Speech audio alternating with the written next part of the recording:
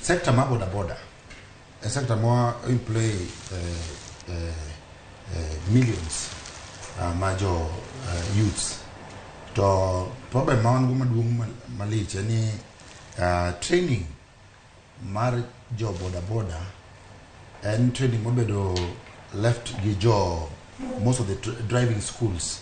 So these driving schools nyange again driving school moko bedo I don't know nitie diere moro ma minister manyocho wuok minister manochung ne wache interior Fred Matiang'i notimo a bit of overhaul from NTSA and all the driving schools stay no bedo no pimne gi chagi reapply afresh mon degree train properly lakini wasebedo give this debate for a very long time catch most of the time NTSA chioga numbers ni gane 700 jikalani abiro kama majo boda no owito ngimagi apaya next year there's an increase from 700 gichago wacho ni 800 following year gichago wacho ni chako mede to 850 or 900 Really, NTSA nigi responsibility maduong because iluongo ni National Transport and Safety Authority.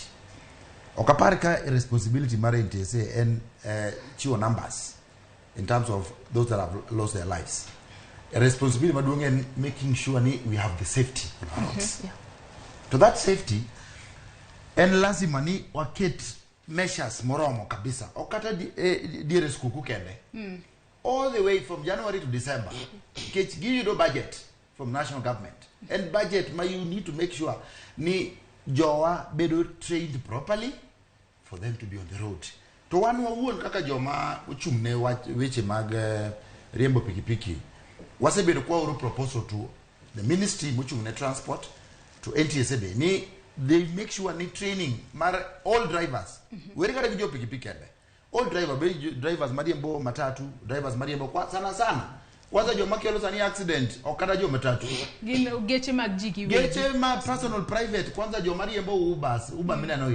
Geche ngene ngamarichuo ko bedo created in a way ni onyalo multitask.